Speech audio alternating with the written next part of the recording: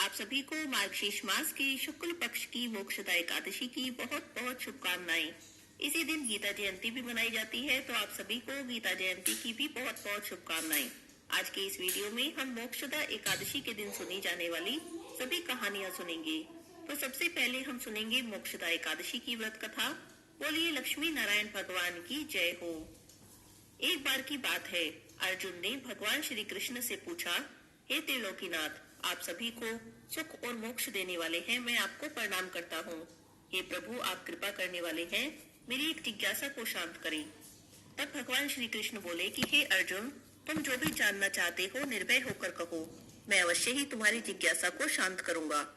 तब अर्जुन ने कहा, हे प्रभु, आपने मुझे मार्गशीर्ष मास के कृष्ण पक्ष की एकादशी के बारे में बताया, उससे मुझे बड़ी ही शांति प्राप्त हुई। अब आप कृपा करके मार्गशीर्ष मास के शुक्ल पक्ष में जो एकादशी पड़ती है उसके बारे में भी बताइए। उस एकादशी का क्या नाम है, उस दिन किस देवता की पूजा की जाती है, उनकी पूजन विधि क्या है और व्रत करने से मनुष्य को क्या फल की प्राप्ति होती है। हे प्रभु, मेरे इन प्रश्नों का विस्तार सहित उत्तर दीजिए और मेरी जिज्ञासा को दूर कीजिए, आपकी मुझ पर बड़ी कृपा होगी। अर्जुन के प्रश्नों को सुनकर भगवान श्री कृष्ण बोले, हे अर्जुन, तुमने तो बहुत ही अच्छे प्रश्न किए हैं। इन प्रश्नों से तुम्हारा यश संसार में फैलेगा। मार्गशीर्ष मास के शुक्ल पक्ष की एकादशी अनेक पापों को नष्ट करने वाली है। संसार में इसे मोक्षदा एकादशी के नाम से जाना जाता है। इस एकादशी के दिन दामोदर भगवान का धूप दीप नैवेद्य से पूजन करना चाहिए। हे अर्जुन, इस एकादशी के व्रत के पुण्य से नरक में गए हुए माता पिता पितृ आदि को स्वर्ग की प्राप्ति होती है। इस एकादशी की कथा के अनुसार वैखानस नाम के एक राजा प्राचीन नगर में राज्य करते थे। उनके राज्य में चारों वेदों के ज्ञाता ब्राह्मण रहते थे। राजा अपनी प्रजा का पुत्र की तरह पालन करते थे। एक रात्रि को स्वप्न में राजा ने अपने पिता को नरक की यातनाएं भोगते देखा। इस तरह के स्वप्न को देखकर राजा बड़ा ही व्याकुल हुआ और वह बेचैनी से सुबह होने की प्रतीक्षा करने लगा। सुबह होते ही उसने ब्राह्मणों को बुलाया और उनके सामने अपने स्वप्न की सारी बात बताई। राजा ने कहा, हे ब्राह्मणों, रात्रि में मैंने स्वप्न में अपने पिता को नरक की यातना भोगते देखा। उन्होंने मुझसे कहा कि हे पुत्र, मैं घोर नरक को भोग रहा हूँ, मेरी यहाँ से मुक्ति कराओ। जब से मैंने उनके वचन सुने हैं तब से मुझे चैन नहीं। मुझे अब राज्य, सुख, ऐश्वर्य, हाथी घोड़े, धन, स्त्री, पुत्र कुछ भी सुखदायक प्रतीत नहीं हो रहा है। अब मैं क्या करूँ और कहाँ जाऊँ? इस दुख के कारण मेरा शरीर तप रहा है। आप लोग मुझे किसी प्रकार का कोई तप, दान, व्रत आदि बताएं, जिससे कि मेरे पिता को मुक्ति प्राप्त हो। यदि मैंने अपने पिता को नरक की यातना से मुक्त कराने का प्रयास नहीं किया तो मेरा तो जीवन ही निरर्थक है। जिसके पिता नरक की यातना भोग रहे हो, उस व्यक्ति को इस धरती पर सुख भोगने का कोई अधिकार नहीं। हे ब्राह्मण देवो, मुझे शीघ्र ही इसका कोई उपाय बताने की कृपा करें। राजा की दुख और पीड़ा को सुनकर ब्राह्मणों ने आपस में विचार विमर्श किया और फिर एक मत होकर बोले, हे राजन, वर्तमान, भूत और भविष्य की ज्ञाता पर्वत नाम के एक मुनि हैं। वे यहाँ से अधिक दूर नहीं। आप उनके पास जाएं और अपनी व्यथा उनसे कहें। वे अवश्य ही इसका कोई सरल उपाय आपको बता देंगे। ब्राह्मणों की बातें मानी राजा ने और मुनि के आश्रम पर गए। आश्रम में राजा ने देखा कि बहुत से योगी और मुनि वहाँ पर तपस्या कर रहे थे। चारों वेदों के ज्ञाता पर्वत मुनि दूसरे ब्रह्मा के समान बैठे जान पड़ते थे। राजा ने उन्हें प्रणाम किया और अपना परिचय दिया। पर्वत मुनि ने भी राजा से कुशल क्षेम पूछी। तब राजा ने कहा, हे मुनिवर, आपकी कृपा से मेरे राज्य में सब कुछ कुशल है, किंतु मेरे सामने अकस्मात ही एक ऐसी समस्या आ गई है जिससे मेरा हृदय बड़ा ही अशांत हो रहा है। फिर राजा ने मुनि को व्यथित हृदय से रात में देखे स्वप्न की पूरी बात बताई और दुखी स्वर में कहा, हे महर्षि, अब आप कृपा करके मेरा मार्गदर्शन करें। ऐसे में मुझे क्या करना चाहिए? कैसे मैं अपने पिता की नरक यातना से मुक्ति दिलाऊं? राजा की बातें सुनकर पर्वत मुनि ने कुछ देर के लिए नेत्र बंद कर लिए और भूत भविष्य पर विचार करने लगे। कुछ देर बाद चिंतन करने के बाद उन्होंने कहा कि हे राजन, मैंने अपने योग बल से तुम्हारे पिता के सभी पूर्व जन्मों के कर्मों का ज्ञान प्राप्त किया है। उन्होंने पूर्व जन्म में अपनी पत्नियों में भेदभाव किया। बड़ी रानी के कहने में आने पर उन्होंने दूसरी पत्नी को पितुदान मांगने पर भी नहीं दिया। उसी पाप कर्म के फल से तुम्हारे पिता को नरक की प्राप्ति हुई। यह जानकर तो राजा याचना भरे शब्दों में कहने लगा, हे ऋषिवर, मेरे पिता के उद्धार का अब आप कोई उपाय बताइए। किस प्रकार वे इस पाप से मुक्त हो सकेंगे। तब पर्वत मुनि ने कहा, हे राजन, मार्गशीर्ष मास के शुक्ल पक्ष में जो एकादशी है उसे मोक्षदा एकादशी कहते हैं। यह एकादशी मोक्ष प्रदान करने वाली है। आप इस मोक्षदा एकादशी का व्रत करो और उस व्रत के पुण्य को संकल्प करके अपने पिता को अर्पित कर दो।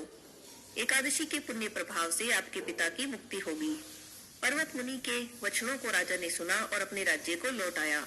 उसने परिवार सहित मोक्षदा एकादशी का विधि पूर्वक व्रत किया और इस व्रत के पुण्य को राजा ने अपने पिता को अर्पित कर दिया। इस पुण्य के प्रभाव से राजा के पिता को मुक्ति प्राप्त हुई। स्वर्ग को जाते राजा के पिता ने कहा, हे पुत्र, तुम्हारा कल्याण हो। इतना कहकर राजा के पिता स्वर्ग को प्रस्थान कर गए। हे अर्जुन, जो मनुष्य मार्गशीर्ष मास के शुक्ल पक्ष की एकादशी का उपवास करते हैं उनके सभी पाप नष्ट हो जाते हैं और अंत में स्वर्गलोक की प्राप्ति होती है।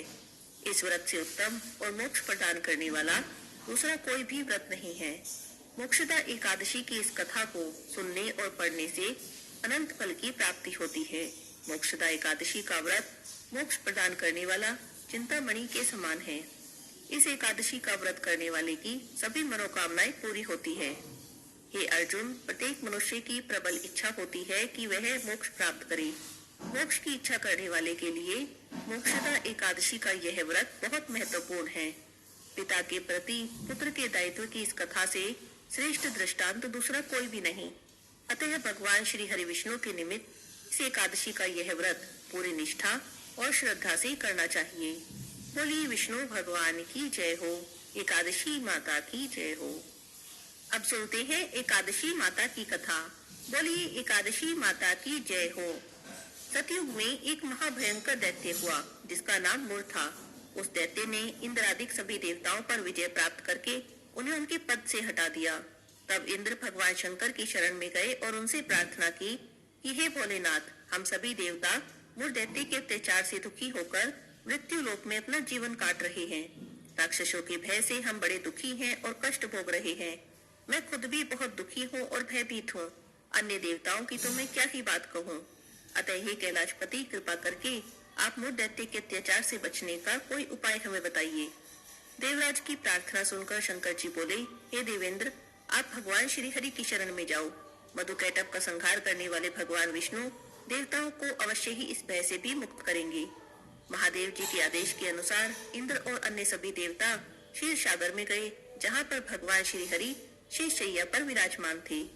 इंद्र सहित सभी देवताओं ने भगवान विष्णु के समक्ष उपस्थित होकर उनकी बड़ी स्तुति की। सभी देवता बोले, हे तीनों लोकों के स्वामी, आप स्तुति करने योग्य हैं। हम सभी देवता आपको कोटि कोटि प्रणाम कर रहे हैं। हे दैत्यों के संहारक, हम आपकी शरण में हैं, आप हमारी रक्षा करें। हे त्रिलोकपति, हम सभी देवता दैत्यों के अत्याचारों से भयभीत होकर आपकी शरण में आए हैं। इस समय दैत्यों ने हमें स्वर्ग से निकाल दिया और हम सभी देवता बड़ी ही दयनीय स्थिति में मृत्यु लोक में विचरण कर रहे हैं। अब आप ही हमारे रक्षक हैं, हम आपकी शरण में हैं, हमारी रक्षा कीजिए। हे कैलाशपति, हे जगन्नाथ, आप हमारी रक्षा करें। देवताओं की करुण पुकार सुनकर भगवान श्री हरि बोले, हे देवगणों, ऐसा कौन सा दैत्य है जिसने सभी देवताओं को जीत लिया? आप सभी देवगण किसके भय से पृथ्वी लोक में भटक रहे हैं? क्या वह दैत्य इतना बलवान है जिसने इंद्र सहित सभी देवताओं को जीत लिया है? तुम निर्भय होकर मुझसे सब हाल कहो। भगवान विष्णु के वचनों को सुनकर देवेंद्र बोले, हे प्रभु, प्राचीन काल में ब्रह्म वंश में उत्पन्न हुआ नाड़ी जंगम नाम का एक असुर था। उसका मूर नामक एक पुत्र है जो चंद्रवती नामक नगरी में निवास करता है।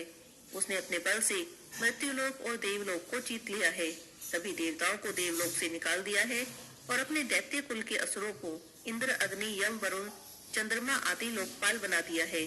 वह स्वयं सूर्य बनकर पृथ्वी को तापता है, स्वयं मेघ बनकर जल की वर्षा करता है। अतः आप इस बलशाली भयानक असुर का संहार करें और हम सभी देवताओं की रक्षा करें। देवराज इंद्र के वचन सुनकर भगवान विष्णु बोले, हे देवताओं, मैं आपके शत्रु उस दैत्य का शीघ्र ही संहार करूंगा। आप इसी समय मेरे साथ चंद्रवती नगरी में चलिए। देवताओं की पुकार पर भगवान विष्णु तुरंत ही उनके साथ चल दिए। उधर दैत्यराज मूर ने अपने तेज से जान लिया कि श्री विष्णु तो युद्ध की इच्छा से उसकी राजधानी की तरफ आ रहे हैं। अतः अपने राक्षस योद्धाओं के साथ वह युद्ध भूमि में आकर गरजने लगा। देखते ही देखते भयानक युद्ध शुरू हो गया। युद्ध शुरू होने पर अनगिनत असुर अपने अस्त्रों और शस्त्रों को धारण कर देवताओं से युद्ध करने लगे, पर देवता तो पहले से ही डरे हुए थे। वे अधिक देर तक राक्षसों का सामना नहीं कर सके और वहां से भाग खड़े हुए। तब भगवान विष्णु स्वयं युद्ध भूमि में आ गए। दैत्य पहले से भी ज्यादा जोश में भरकर भगवान विष्णु से युद्ध करने लगे। अपने अस्त्रों शस्त्रों से उन पर भयंकर प्रहार करने लगे। दैत्यों के प्रहारों को श्री विष्णु अपने चक्र और गदा के प्रहारों से नष्ट करने लगे। इस युद्ध में बहुत से दैत्य सदा के लिए मृत्यु की गोद में समा गए, पर दैत्य राजमुर भगवान विष्णु के साथ अभी भी युद्ध कर रहा था। उसका तो जैसे बाल भी पाका नहीं हुआ था। वह बिना डरे युद्ध करता रहा। भगवान विष्णु मुर को मारने के लिए जिन जिन शस्त्रों का प्रयोग करते, वे सब उसके तेज से नष्ट हो जाते और उस पर पुष्पों के समान गिरने लगते। इतने अनेक अस्त्रों और शस्त्रों का प्रयोग करने पर भी भगवान विष्णु उससे नहीं जीत सके। तब वे आपस में मल्ल युद्ध करने लगे। भगवान श्री हरि उस असुर से देवताओं के लिए हजारों वर्षों तक युद्ध करते रहे, लेकिन उस असुर से नहीं जीत सके। अंत में भगवान विष्णु शांत होकर विश्राम करने की इच्छा से बद्री का आश्रम स्थित 38 कोस लंबी एक द्वार वाली हेमवती नाम की एक गुफा में प्रवेश कर गई। उस गुफा में प्रभु ने शयन किया। भगवान विष्णु के पीछे पीछे वह दैत्य भी गुफा में आया। उसने श्री हरि को सोता देखा तो उन्हें मारने को तैयार हो गया।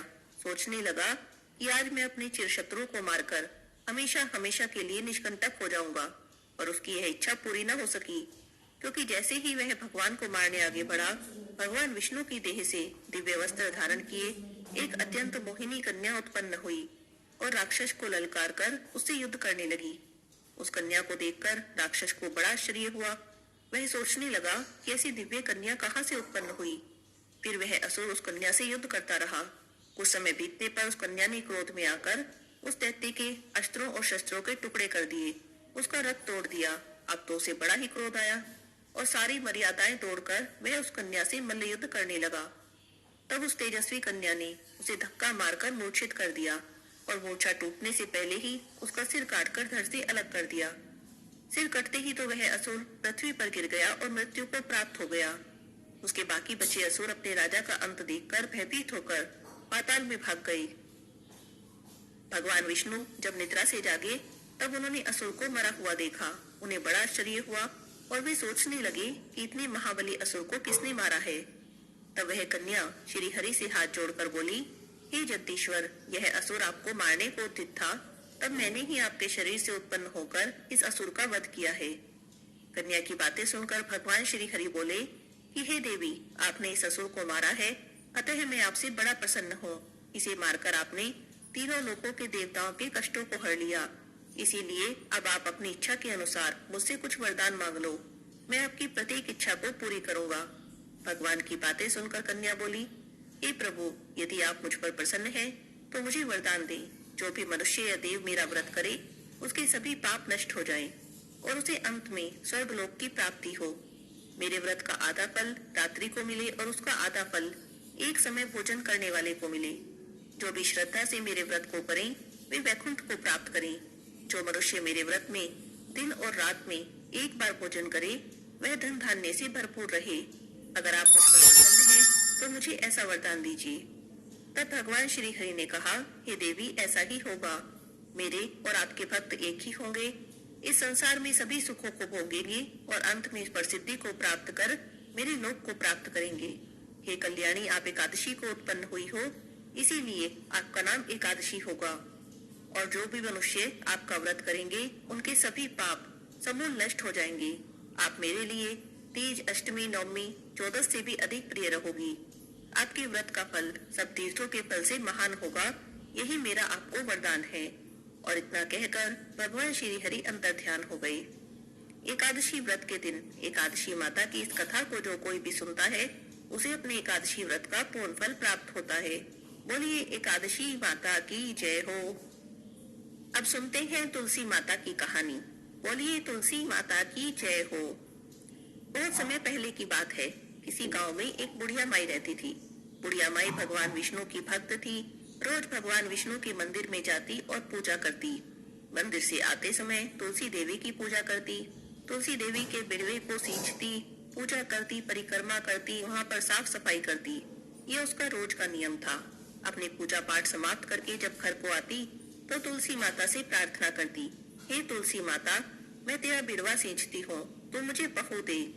हे तुलसी माता सत की दाता, मैं बिरवा सींचू तेरा, तू कर निस्तारा मेरा। हे तुलसी माता अड़ुआ दे, कड़ुआ दे, पीताम्बर की धोती दे, मीठा मीठा घास दे, वैकुंठ का वास दे, चटके की चाल दे, पटके की मौत दे, झालर की झनकार दे, दाल भात का जिम्मन दे, एकादशी का दिन दे और कृष्ण का कांधा दे। ऐसी प्रार्थना बुढ़िया माई रोज करती। बुढ़िया माई की प्रार्थना सुनकर तुलसी माता सूखने लगी। भगवान ने देखा तो उन्हें बड़ी चिंता हुई। उन्होंने तुलसी माता से पूछा, हे देवी, क्या बात है? तुम्हारे पास तो इतनी औरतें आती हैं, तुम्हारी पूजा करती हैं, गाती हैं, बजाती हैं। तुम्हें तो खुश रहना चाहिए, हरी भरी होना चाहिए, तुम सूखती जा रही हो। तब तुलसी माता बोली, हे भगवान, बस मेरे मन की मत पूछो। तब भगवान हंसकर बोले कि देवी, मैं नहीं पूछूंगा तो कौन पूछेगा? बताइए आपको क्या समस्या है? तब तुलसी माता बोली, हे भगवान, आप जो कह रहे हैं वो सब सच है। मेरे पास इतनी औरतें आती हैं, मेरी पूजा करती हैं, गाती बजाती हैं, मेरा तो मन लगा रहता है। लेकिन एक बुढ़िया माई आती है, रोज मेरी पूजा करती है, परिक्रमा करती है और फिर प्रार्थना करती है, हे तुलसी माता, मैं तेरा बिरवा सींचती हूँ, तुम मुझे बहू दो। तुलसी माता सत की दाता, मैं बिरवा सींचू तेरा, तू कर निस्तारा मेरा। तुलसी माता अड़ुआ दे, कड़ुआ दे, पीताम्बर की धोती दे, मीठा मीठा घास दे, वैकुंठ का वास दे, चटकी की चाल दे, पटकी की मौत दे, झालर की झनकार दे, दाल भात का जिम्मन दे, एकादशी का दिन दे और कृष्ण का कांधा दे। हे भगवान, मैं उसे सब कुछ दे दूंगी, उसकी सारी मनोकामना पूरी करूंगी, लेकिन आप कृष्ण जी का कांधा कहाँ से दूंगी? तब भगवान बोले, हे तुलसी देवी, बस इतनी सी बात है, आप चिंता मत करो। जब बुढ़िया माई की मृत्यु होगी तो मैं उसे अपने आप कांधा देने आ जाऊंगा। तो तुलसी माता ने कहा, सोच लीजिए भगवान, आप वचन दे रहे हैं। तब भगवान हंसकर बोले, हाँ हाँ देवी, मैं वचन देता हूँ, मैं जरूर आऊंगा। धीरे धीरे समय बीता और बुढ़िया माई हर दिन भगवान विष्णु के मंदिर में जाती और तुलसी माता की पूजा करती और प्रार्थना करके घर आ जाती। एक दिन की बात है, एकादशी का दिन था। बुढ़िया माई तुलसी माता की पूजा प्रार्थना करके अपने घर को आ रही थी तो आते समय उसे ठोकर लग गई। ठोकर खाकर गिर पड़ी। गिरते ही बुढ़िया माई के तो प्राण निकल गए और उसकी मृत्यु हो गई। बुढ़िया माई को गिरते देखा तो सभी लोग बुढ़िया माई को उठाने आए, लेकिन पतले दुबले शरीर की बुढ़िया माई इतनी भारी हो गई कि 4-5 लोग मिलकर भी उन्हें नहीं उठा सके। अब लोगों को तो बातें बनाने का बहाना चाहिए। सभी लोग आपस में निर्जा चर्चा करने लगे। बुढ़िया माई तो बड़ी संस्कारी थी, रोज पूजा पाठ करती थी, पर लगता है पूजा पाठ भी पापी मन से करती थी, तभी तो मरते ही इतनी भारी हो गई है कि किसी से उठाई भी नहीं उठ रही। और ऐसी निर्जा चर्चा पूरे गांव में होने लगी। तुलसी माता ने सुना तो उन्हें बड़ा ही दुख हुआ, क्योंकि बुढ़िया माई तो बड़ी नेक थी, पूजा पाठ करती थी। बुढ़िया माई के बारे में लोग उल्टी सीधी बातें करने लगे तो तुलसी माता को बड़ा दुख हुआ। उन्होंने भगवान कृष्ण को याद किया, हे भगवान, आपका वचन पूरा करने का समय आ गया। अब तुलसी माता बुलाए और भगवान कृष्ण न आए, ऐसा तो हो नहीं सकता। भगवान तुरंत ही एक बूढ़े ब्राह्मण का वेश बना कर आए। भगवान को आया देखा तो तुलसी माता ने भी एक ब्राह्मणी का वेश बना लिया। आकर ब्राह्मण बने भगवान ने सब लोगों से पूछा, क्या बात है, इतनी भीड़ क्यों लगा रखी है? तब सभी लोग कहने लगे कि बुढ़िया मर गई है, बहुत पापनी थी, इसीलिए इतनी भारी हो गई है कि किसी से उठाए नहीं उठ रही। अब देखो, पंडित ज्योतिषी बुलवाए हैं, वे आएंगे तो जो कहेंगे वैसा करेंगे। तो भगवान बोले, भाई, थोड़ी बहुत पंडिताई तो मैं भी कर लेता हूँ, लाओ मैं देखूं जरा क्या बात है। ऐसा कहकर ब्राह्मण बने भगवान बुढ़िया माई के पास गए। जाकर बुढ़िया माई के कान में बोले, ले बुढ़िया माई, तू भी अपने मन की कर ले। बुढ़िया माई, अड़वा ले, गड़वा ले, पीताम्बर की धोती ले, मीठा मीठा घास ले, वैकुंठ का वास ले, चटके की चाल ले, पटके की मौत ले, झालर की झनकार ले, दाल भात का चिम्मन ले, एकादशी का दिन ले और कृष्ण का कांधा ले। भगवान का इतना कहना था कि बुढ़िया माई तो फूलों से हल्की हो गई। भगवान बुढ़िया माई को अपने कंधे पर ले गए, बुढ़िया माई की मुक्ति हो गई। हे तुलसी माता, जैसे आपने बुढ़िया माई की मनोकामना पूरी की, जैसे उसे मुक्ति दी, ऐसे ही सबकी मनोकामना पूरी करना, सबके घर में खूब धन संपत्ति देना, सुख शांति देना, सबकी मनोकामना पूरी करना। बोलिए तुलसी माता की जय हो। मोक्ष देने वाली मोक्षदा एकादशी के दिन आज सुनते हैं गजेंद्र मोक्ष की कथा। बोलिए विष्णु भगवान की जय हो। पौराणिक कथा के अनुसार द्रविड़ प्रदेश में एक पांड्य वंशी राजा राज्य करते थे। उनका नाम था इंद्रद्युम्न। वह राजा बड़े ही धर्म पारायण थे और प्रजापालक थे। अपना अधिकतर समय भगवान की आराधना में व्यतीत करते थे। इस कारण उनके राज्य में सर्वत्र सुख शांति थी और उनकी प्रजा भी प्रत्येक प्रकार से अपने राजा से संतुष्ट थी। राजा इंद्रद्युम्न ने अब राजकार्य में अपना समय देना बहुत कम कर दिया। वे कहने लगे कि भगवान विष्णु ही मेरे राज्य की व्यवस्था करते हैं, इसीलिए अब मैं अपने इष्ट की आराधना में ही लगा रहना चाहता हूँ। राजा इंद्रद्युम्न राज्य का त्याग कर मलय पर्वत पर जाकर रहने लगे और तपस्वियों का सा वेश बनाकर निरंतर ही पर ब्रह्म श्री हरि की भक्ति में लीन रहने लगे। उनका मन और प्राण निरंतर ही श्री हरि के चरणों में समाया रहता। एक बार की बात है, राजा इंद्रद्युम्न रोज की भांति स्नान आदि से निवृत्त होकर श्री हरि की भक्ति कर रहे थे। उन्हें बाह्य जगत का तनिक भी ध्यान नहीं था। संयोग से उसी समय महर्षि अगस्त्य जी अपने सभी शिष्यों के साथ वहां पर पहुंच गए। ध्यान में लगे होने के कारण राजा इंद्रद्युम्न ने महर्षि और उनके शिष्यों का कोई भी स्वागत सत्कार नहीं किया। राजा के इस व्यवहार से महर्षि अगस्त्य जी क्रोधित हो गए और उन्होंने राजा इंद्रद्युम्न को श्राप देकर कहा कि हे राजा, तुमने गुरुजनों से कोई शिक्षा ग्रहण नहीं की और अभिमानवश अपने राजधर्म से निवृत्त होकर मनमानी कर रहे हो। तुमने हाथी के समान जड़ बुद्धि का अनुसरण करके हम ऋषियों का अपमान किया, इसीलिए तुम्हें घोर अज्ञानमयी हाथी की योनि प्राप्त हो। महर्षि अगस्त्य हरि भक्ति राजा इंद्रद्युम्न को यह श्राप देकर वहां से चले गए। राजा इंद्रद्युम्न ने इसे भगवान का मंगलमय विधान समझा, प्रभु के चरणों में अपना सिर रख दिया। इसीलिए महर्षि अगस्त्य के श्राप से राजा इंद्रद्युम्न अगले जन्म में गजेंद्र नाम के हाथी हुए, पर अपनी अटल प्रभु भक्ति के कारण उन्हें अपने पूर्व जन्म की स्मृति बनी रही।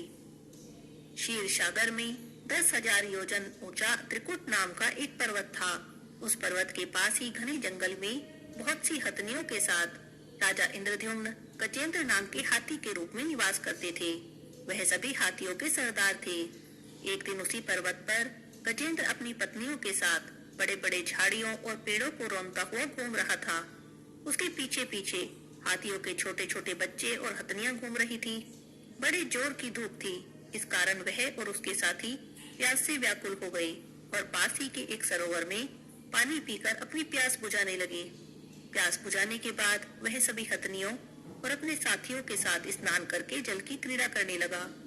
उसी समय एक बलवान मगरमच्छ यानी ग्रह ने उसके पैर को अपने मुंह में दबोच लिया और बलपूर्वक उसे पानी के भीतर खींचने लगा। गजेंद्र ने तत्काल अपनी पूरी शक्ति लगाकर खुद को छुड़ाने का प्रयास किया, पर वह सफल नहीं हो सका। उसके साथियों ने भी उसकी सहायता करनी चाहिए और बहुत प्रयास किया, लेकिन उनका प्रयास भी सफल नहीं हुआ। जीवन मरण का यह संघर्ष निरंतर ही चलता रहा। गजेंद्र स्वयं को बाहर खींचने का प्रयत्न करता तो ग्रह उसे पानी के भीतर खींच लेता। दोनों के संघर्ष के कारण सरोवर का निर्मल जल गंदला होने लगा और सभी कमल दल भी टूट फूट गए, शत विक्षित हो गए। समस्त जल जीव जंतु व्याकुल होने लगे। गजेंद्र और ग्रह का संघर्ष निरंतर ही चलता रहा। अंततः गजेंद्र का सामर्थ्य क्षीण होने लगा। अब उसका शरीर कमजोर पड़ने लगा था। उसके शरीर में शक्ति और मन में उत्साह नहीं रहा, परंतु जल में रहने के कारण ग्रह की शक्ति में कोई कमी नहीं आई, बल्कि उसकी शक्ति तो और भी बढ़ गई थी। वह नवीन उत्साह के साथ अत्यधिक शक्ति लगाकर गजेंद्र को पानी के भीतर खींचने लगा। अब सभी प्रकार से असमर्थ गजेंद्र के प्राण संकट में पड़ गए। उसकी शक्ति और पराक्रम का जो अहंकार उसे था, अब वह टूटने लगा था। अब वह पूरी तरह से निराश हो गया था।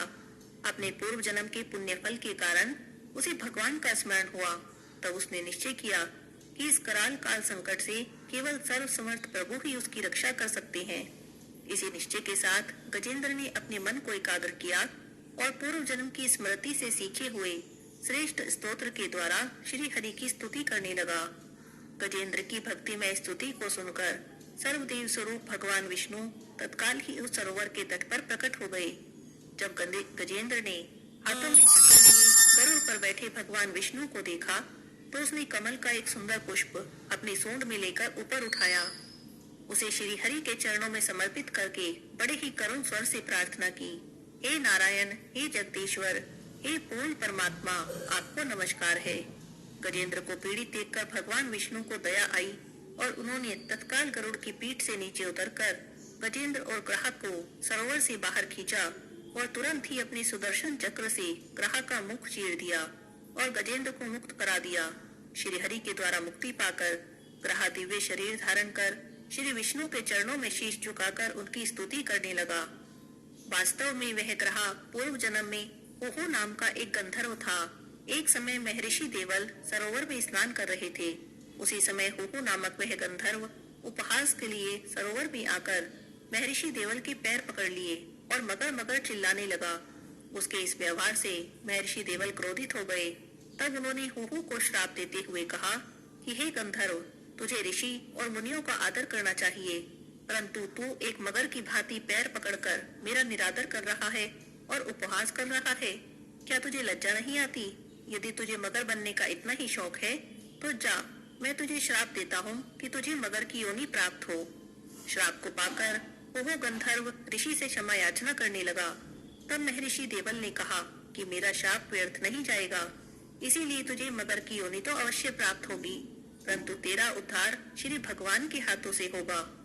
आज श्री हरि भगवान के हाथों से मुक्ति पाकर वह समस्त पापों से मुक्त हो गया। प्रभु की परिक्रमा कर अपने लोक को चला गया। भगवान विष्णु ने भी गजेंद्र का उद्धार कर उसे अपना पार्षद बना लिया। गजेंद्र के द्वारा की गई स्तुति से विष्णु भगवान प्रसन्न हुए और उन्होंने कहा, हे प्यारे गजेंद्र, जो लोग ब्रह्म मुहूर्त में उठकर तुम्हारी की इस स्तुति से मेरा ध्यान करेंगे, मैं मृत्यु के समय उन्हें निर्मल बुद्धि का दान प्रदान करूंगा। इतना कहकर भगवान विष्णु ने पार्षद रूप में गजेंद्र को अपने साथ लिया और गरुड़ पर विराजमान होकर वैकुंठ धाम पर चले गए। भगवान विष्णु की गजेंद्र मोक्ष इस कथा को जो कोई भी सुनता है, उसकी सभी मनोकामनाएं भगवान विष्णु पूरी करते हैं और सभी संकटों से उसकी रक्षा करते हैं। बोलिए विष्णु भगवान की जय हो। अब सुनते हैं सभी कहानियों के साथ सुनी जाने वाली गणेश जी की कहानी। एक बार गणेश जी एक छोटे से बालक के रूप में चिमटी में चावल और चमचे में दूध लेकर निकले। वे सबसे कह रहे थे कि कोई मेरी खीर बना दो, कोई मेरी खीर बना दो। लेकिन ये बात सुनकर सब उनका मजाक बना रहे थे। भला इतने से चावल और दूध की भी कहीं खीर बनती है? थोड़ा आगे चले तो एक बुढ़िया बैठी थी। तब वे कहने लगे, माई मेरी खीर बना दो। तब वह बुढ़िया कहने लगी कि ला, मैं बना दूं तेरी खीर। तब वह चूल्हे पर छोटा सा बर्तन चढ़ाने लगी। तब गणेश जी बोले कि माई, छोटा सी भगोनी मत चढ़ाओ, तुम्हारे घर में जो सबसे बड़ा बर्तन हो वो चढ़ा दो। बुढ़िया माई ने बात मानी और सबसे बड़ा बर्तन चढ़ा दिया। वो तो देखकर हैरान रह गई। थोड़े से जो चावल उस बर्तन में डाले थे वो तो पूरा भर गया। तब गणेश जी बोले कि मैं नहा कर आता हूँ। थोड़ी देर में खीर तैयार हो गई। बुढ़िया माई के पोते पोती खीर खाने के लिए रोने लगे। तब बुढ़िया माई ने कहा, गणेश जी तुम्हारे भोग लगे। ऐसा कहकर चूल्हे में थोड़ी सी खीर डाली और कटोरी भर भर कर बच्चों को खीर दे दी। बुढ़िया माई की पड़ोसन ऊपर से देख रही थी। तब बुढ़िया माई ने सोचा, इसे खीर न दी तो चुगली कर देगी। तब उसने एक कटोरा भर के उसे भी खीर दे दी। उसके बेटे की बहू ने चुपके से एक कटोरा खीर खाई और कटोरा चक्की के नीचे छुपा दिया। अभी तक गणेश जी नहाकर नहीं आए थे। अब बुढ़िया माई को भी भूख लग रही थी। तब उसने भी एक कटोरा खीर का भरा और किवाड़ के पीछे बैठकर कहने लगी कि गणेश जी आपके भोग लगे। ऐसा कहकर उसने खीर खाना शुरू कर दिया। अभी बुढ़िया माई खीर खा ही रही थी कि गणेश जी आ गए। तब बुढ़िया माई बोली, आजा रे गणेश, खीर खा ले, मैं तो तेरी ही राह देख रही थी। तब गणेश जी बोले, माई मैंने तो खीर पहले ही खा ली। तब बुढ़िया पूछने लगी, कब खाई? तब गणेश जी बोले, जब तेरे पोते पोती ने खाई थी तब खाई, जब तेरी पड़ोसन ने खाई तब भी खाई, जब तेरी बहू ने खाई तब भी खाई, और जब तूने खाई तब तो मेरा पेट पूरा ही भर गया। तब बुढ़िया माई बोली, बेटा तेरी सारी बात सच है, पर बहू बेचारी का नाम मत ले, वो तो सुबह से काम कर रही है, भला उसने कब खीर खाई? तब गणेश जी बोले, चक्की के नीचे देख छोटा कटोरा पड़ा है, तूने तो कम से कम मेरे भोग लगाया, वो तो बिना भोग लगाए ही खा गई। तब बुढ़िया माई कहने लगी, बेटा घर की बात है, घर में रहने दे, अब बता बची खीर का क्या करूं। तब गणेश जी बोले कि सारी नगरी जिमा दे। बुढ़िया माई नगरी में न्योता दे आई। सब हंसने लगे कि इसके घर में खुद तो खाने को है नहीं, नगरी क्या जिमाएगी। लेकिन बुढ़िया माई ने पूरी नगरी जिमा दी, फिर भी खीर का बर्तन पूरा भरा था। राजा को इस बात का पता चला तो बुढ़िया को बुलाया और कहा कि क्यों री बुढ़िया, ऐसा बर्तन तुम्हारे घर पर अच्छा लगे या हमारे घर पर। तब बुढ़िया कहने लगी, राजा जी आप ले लो। राजा ने खीर का बर्तन महल में मंगा लिया, लेकिन ये क्या, महल में आते ही तो खीर में कीड़े मकोड़े बिच्छू पड़ गए, खीर से दुर्गंध आने लगी। यह देखकर राजा जी बुढ़िया से कहने लगे, बुढ़िया माई तो ये बर्तन वापस ले जा, ये बर्तन हम तुझे देते हैं। बुढ़िया माई बोली, राजा जी आप देते तो पहले ही दे देते, ये बर्तन तो मुझे मेरे गणेश जी ने दिया है। बुढ़िया माई बर्तन वापस ले आई। बुढ़िया माई के घर आते ही खीर पहले की तरह सुगंधित हो गई। तब बुढ़िया माई गणेश जी से कहने लगी कि अब इस खीर का क्या करूं। तब गणेश जी बोले कि झोपड़ी के कोने में गड्ढा खोद के गाड़ दे, उसी जगह सुबह खोद कर देखना, तुझे धन के 2 घड़े भरे मिलेंगे। तब बुढ़िया माई कहने लगी, इतने धन का इस छोटी सी झोपड़ी में क्या करूंगी। तब गणेश जी ने झोपड़ी को लात मारी, तब वहां पर महल हो गया। सुबह हुई तो बहू फावड़ा लेकर पूरे घर को खोदने लगी, लेकिन कुछ नहीं मिला। तब बहू बोली, सासू जी तुम्हारे गणेश जी तो झूठे हैं। सासू बोली कि बहू हमारे गणेश जी झूठे तो नहीं हैं, ला जरा मैं देखूं। तब वो सुई लेकर खोजने चली तो टन टन करती तो धन के घड़े मिल गए। तब बहू कहने लगी कि सासू जी गणेश जी तो सच्चे ही हैं। तब सासू बोली कि गणेश जी तो भावनाओं के भूखे हैं। हे गणेश जी भगवान, जैसा आपने बुढ़िया माई को दिया वैसा सबको देना, जैसी उसकी मनोकामना पूरी करी वैसी सबकी करना। बोलिए गणेश जी भगवान की जय हो। अब सुनते हैं तुलसी माता का भजन। बोलिए तुलसी माता की जय हो। लहर लहर लहराए रे मेरे आंगन की तुलसी, लहर लहर लहराए रे मेरे आंगन की तुलसी। इस तुलसी में क्या क्या गुण है, क्या क्या गुण है, बोलो क्या क्या गुण है। ये तो हवा में खुशबू फैलाए रे मेरे आंगन की तुलसी, लहर लहर लहराए रे मेरे आंगन की तुलसी। श्री हरि के मन को भाए रे मेरे आंगन की तुलसी, लहर लहर लहराए रे मेरे आंगन की तुलसी। इस तुलसी में क्या क्या गुण है, क्या क्या गुण है, बोलो क्या क्या गुण है। ये तो मंदिर की शोभा बढ़ाए रे मेरे आंगन की तुलसी, लहर लहर लहराए रे मेरे आंगन की तुलसी। श्री हरि के मन को भाए रे मेरे आंगन की तुलसी, लहर लहर लहराए रे मेरे आंगन की तुलसी। इस तुलसी में क्या क्या गुण है, क्या क्या गुण है, बोलो क्या क्या गुण है। इस बिन प्रभु भोग न पाए रे मेरे आंगन की तुलसी, बिन तुलसी प्रभु भोग न पाए रे मेरे आंगन की तुलसी। लहर लहर लहराए रे मेरे आंगन की तुलसी। श्री हरि के मन को भाए रे मेरे आंगन की तुलसी। इस तुलसी में क्या क्या गुण है, क्या क्या गुण है, कहो क्या क्या गुण है। ये तो भक्तों के मन को भाए रे मेरे आंगन की तुलसी, लहर लहर लहराए रे मेरे आंगन की तुलसी। श्री हरि के मन को भाए रे मेरे आंगन की तुलसी, लहर लहर लहराए रे मेरे आंगन की तुलसी। बोलिए तुलसी माता की जय हो। अब सुनते हैं एकादशी माता का भजन। श्री कृष्ण खड़े मधुबन में, हंसे मन मन में, राधा ने करी एकादशी।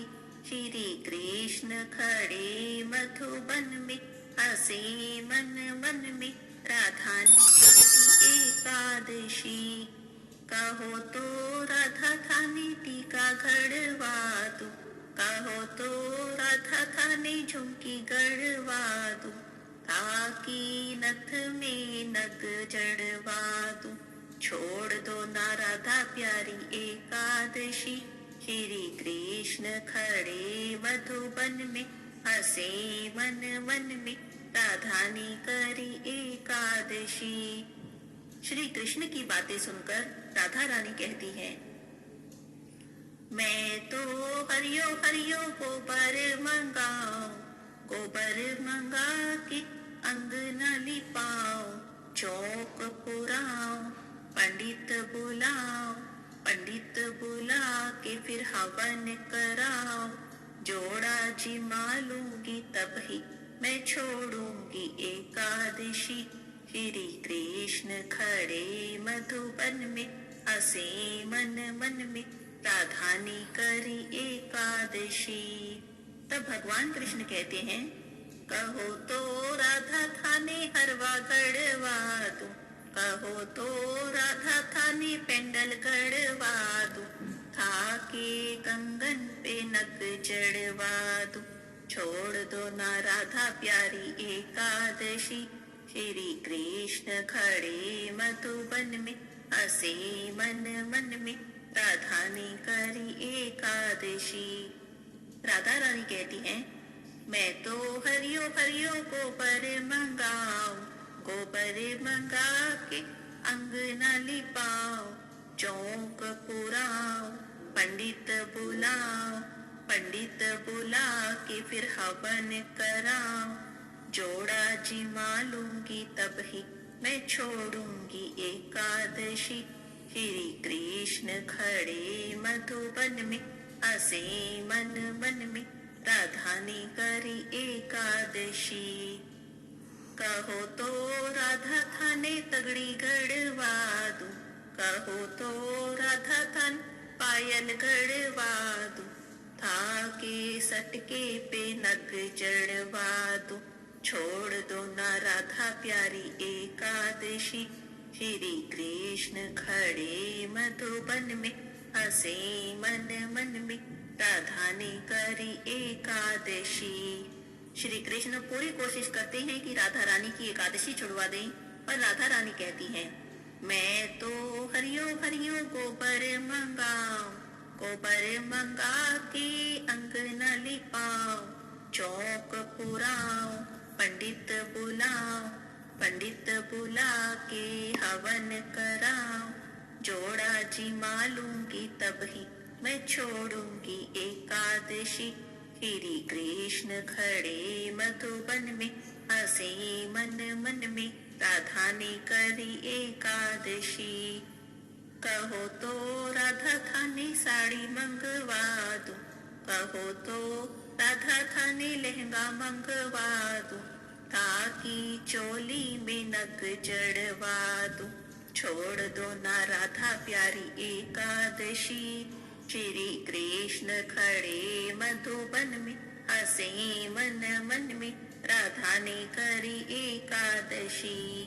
मैं तो हरियो हरियो गोबर मंगाऊं, गोबर मंगा के अंगना लिपाऊं, चौक पुराऊं, पंडित बुलाऊं, पंडित बुला के हवन कराऊं, जोड़ा जी मालूंगी तब ही मैं छोड़ूंगी एकादशी। श्री कृष्ण खड़े मधुबन में, हंसे मन मन में, राधा ने करी एकादशी। श्री कृष्ण खड़े मधुबन में, हंसे मन मन में, राधा ने करी एकादशी। बोलिए एकादशी माता की जय हो। अब सुनते हैं एकादशी माता की आरती। बोलिए एकादशी माता की जय हो। विष्णु भगवान की जय हो। ओम जय एकादशी माता, विष्णु पूजा व्रत को धारण कर शक्ति मुक्ति पाता। ओम जय एकादशी माता, ओम जय एकादशी माता, विष्णु पूजा व्रत को धारण कर शक्ति मुक्ति पाता। ओम जय एकादशी माता, तेरे नाम गिनाओ देवी भक्ति प्रदान करनी, गण गौरव की देनी माता शास्त्रों में है वर्णी। ओम जय एकादशी माता, विष्णु पूजा व्रत को धारण कर शक्ति मुक्ति पाता। ओम जय एकादशी माता, मार्गशीर्ष के कृष्ण पक्ष की उत्पन्ना विश्वतारिणी जन्मी, शुक्ल पक्ष में हुई मोक्षदा मुक्तिदाता बन आई। ओम जय एकादशी माता, विष्णु पूजा व्रत को धारण कर शक्ति मुक्ति पाता। ओम जय एकादशी माता, पोष के कृष्ण पक्ष की सफला नामक है, शुक्ल पक्ष में होए पुत्रदा आनंद अधिक रहे। ओम जय एकादशी माता, विष्णु पूजा व्रत को धारण कर शक्ति मुक्ति पाता। ओम जय एकादशी माता, नाम षट तिला माघ मास में कृष्ण पक्ष आवे, शुक्ल पक्ष में जया कहावे विजय सदा पावे। ओम जय एकादशी माता, विष्णु पूजा व्रत को धारण कर शक्ति मुक्ति पाता। ओम जय एकादशी माता, विजय फागुन कृष्ण पक्ष में शुक्ला आमल की, पाप मोचनी कृष्ण पक्ष में चैत्र महाबल की। ओम जय एकादशी माता, विष्णु पूजा व्रत को धारण कर शक्ति मुक्ति पाता। ओम जय एकादशी माता, चैत्र शुक्ल में नाम कामदा धन देने वाली, नाम बरुथनी कृष्ण पक्ष में वैशाख माह वाली। ओम जय एकादशी माता, विष्णु पूजा व्रत को धारण कर शक्ति मुक्ति पाता। ओम जय एकादशी माता, शुक्ल पक्ष में होए मोहिनी अपरा ज्येष्ठ कृष्ण पक्षी, नाम निर्जला सब सुख करनी शुक्ल पक्ष रखी। ओम जय एकादशी माता, विष्णु पूजा व्रत को धारण कर शक्ति मुक्ति पाता। ओम जय एकादशी माता, योगिनी नाम आषाढ़ में जानो कृष्ण पक्ष करनी, देवशयनी नाम कहाओ शुक्ल पक्ष धरनी। ओम जय एकादशी माता, विष्णु पूजा व्रत को धारण कर शक्ति मुक्ति पाता। ओम जय एकादशी माता, कामिका श्रावण मास आवे कृष्ण पक्ष कहिए, श्रावण शुक्ला होए पवित्रा आनंद से रहिए। ओम जय एकादशी माता, विष्णु पूजा व्रत को धारण कर शक्ति मुक्ति पाता। ओम जय एकादशी माता, अजा भाद्रपद कृष्ण पक्ष की परिवर्तिनी शुक्ला, इंद्रा आशीवन कृष्ण पक्ष में व्रत से भवसागर निकला। ओम जय एकादशी माता, विष्णु पूजा व्रत को धारण कर शक्ति मुक्ति पाता। ओम जय एकादशी माता, पापंकुशा है शुक्ल पक्ष में आप हरणहारी, रमा मास कार्तिक में आवे सुखदायक भारी।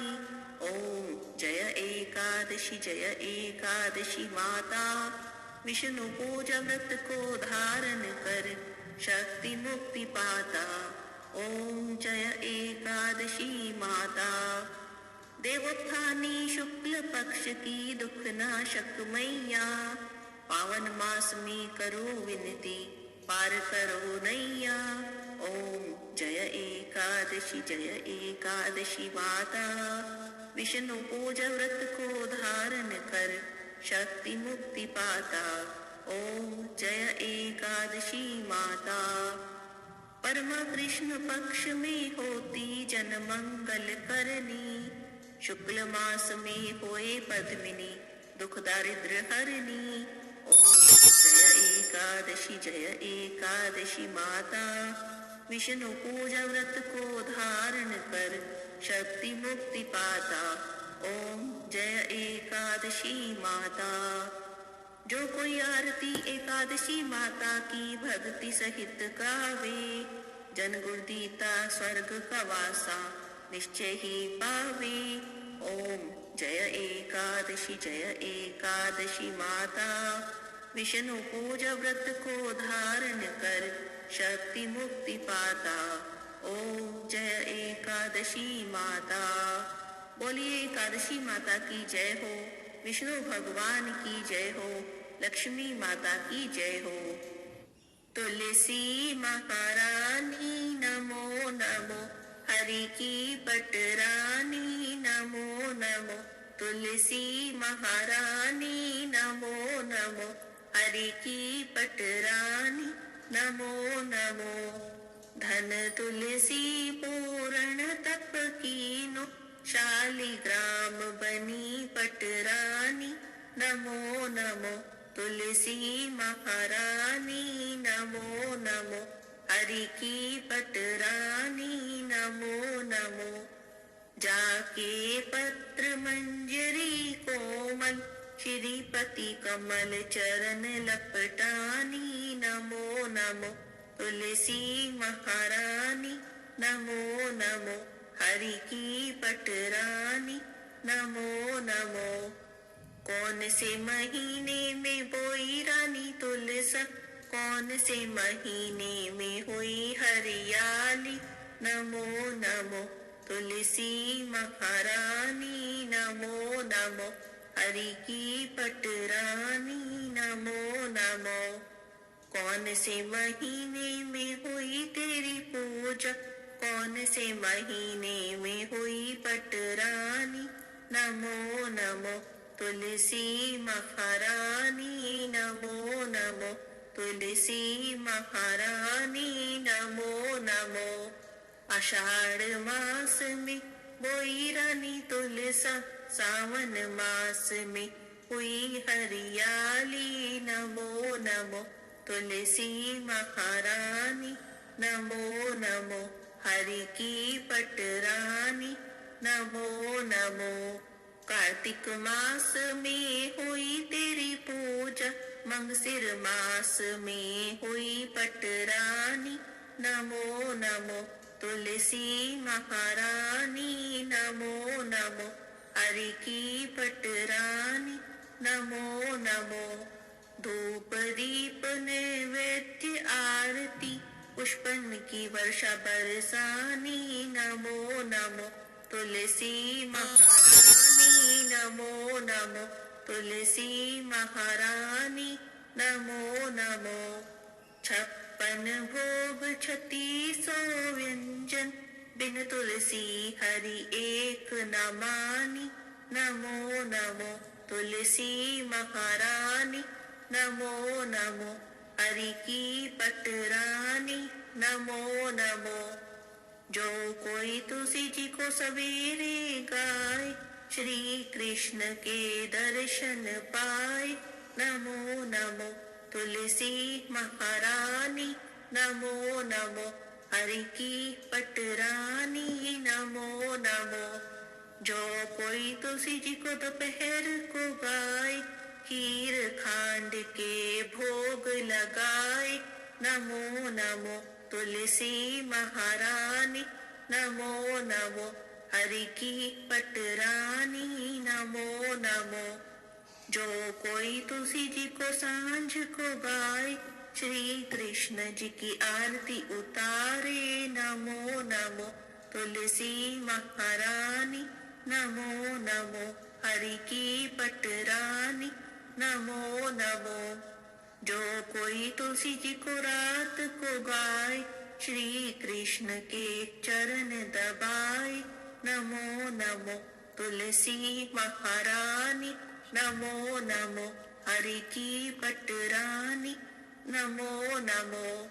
सभी सखी मैया तेरो यश गावे, भक्ति दान दीजो महारानी। नमो नमो तुलसी महारानी, नमो नमो तुलसी महारानी, नमो नमो हरि की पटरानी, नमो नमो तुलसी महारानी, नमो नमो। बोलिए तुलसी माता की जय हो।